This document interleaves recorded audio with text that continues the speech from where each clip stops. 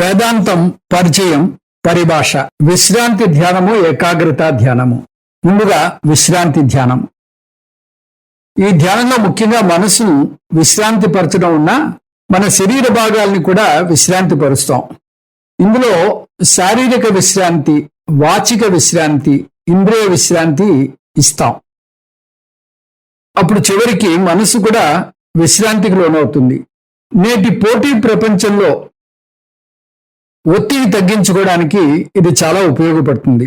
అందుకని విశ్రాంతి ధ్యానాన్ని ఒత్తిడి నిర్మూలించే ధ్యానం అని కూడా అనవచ్చు. ప్రతిరోజు కాసేపు విశ్రాంతిగా కూర్చోవడం సాధన చేయండి. ఇది శారీరక మానసిక ఆరోగ్యానికి చాలా అవసరం. దీనికి ఏ పద్ధతన్నా వాడచ్చు.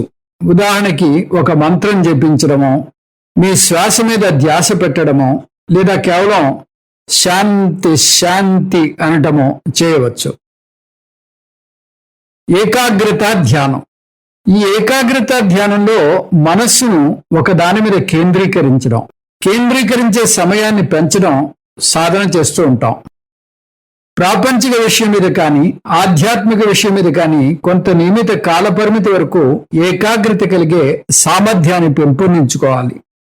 దీనికి మన శాస్త్రం 3 పద్ధతుల్ని సూచిస్తోంది. మానస పూజ, షోడశోపచార పూజ చేయడం. మానస పారాయణం, ఏ ప్రార్థన అన్నా మానసికంగా చేయడం.